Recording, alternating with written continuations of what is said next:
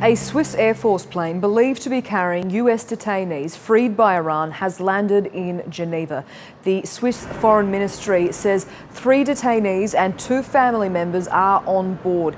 It's understood the group is due to fly on to a US military base in Germany. 3 out of the 4 American prisoners, including journalist Jason Rezaian, flew out of Iran.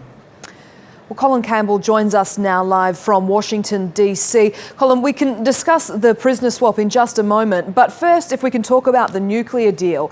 There still does remain a great deal of criticism and scepticism over this deal, especially among Republicans.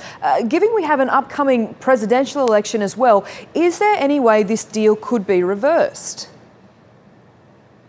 Well, not entirely. That's because the executive order was put forward by President Obama. And once that's in place, he has studied and his administration has examined what would happen if the executive order was put in place, what the legal ramifications would be, how it can be locked into place so that it could not be reversed. Now, could it be in jeopardy if a Republican president was to be elected? Some experts say it could be put into jeopardy. There would be a lot of legality challenging it in court. Could it eventually unravel the process?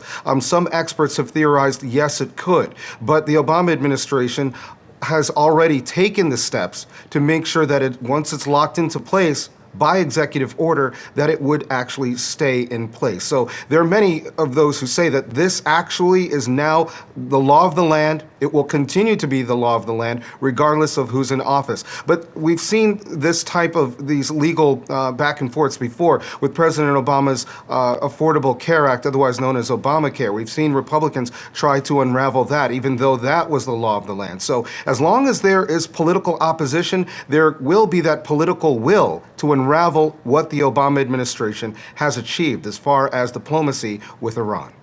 In terms of that achievement with diplomacy, it's been further bolstered by the fact that the president has done this prisoner deal swap with Iran. Can you tell us more about the process there? Well, this process has been a long time in the making. Of course, it's making headlines now, and everyone is looking at the nuclear deal and the Joint Comprehensive Plan of Action that was enacted last year as being part of that roadway leading up to the agreement and the announcement that was made over the weekend. But if we remember correctly, when President Obama was first elected to office, he's the first president in history to really say the word Muslim in his inaugural address. He also extended some overtures to Iran during Nowruz, which is their New Year's celebration. This was all within his first year in office, looking forward to this weekend when there would be diplomacy over Iran's nuclear program, when there would be any types of other diplomatic efforts to bring Americans home from Iran who may have been held prisoner there, who may have been held hostage there. Just a sort of an olive branch to Iran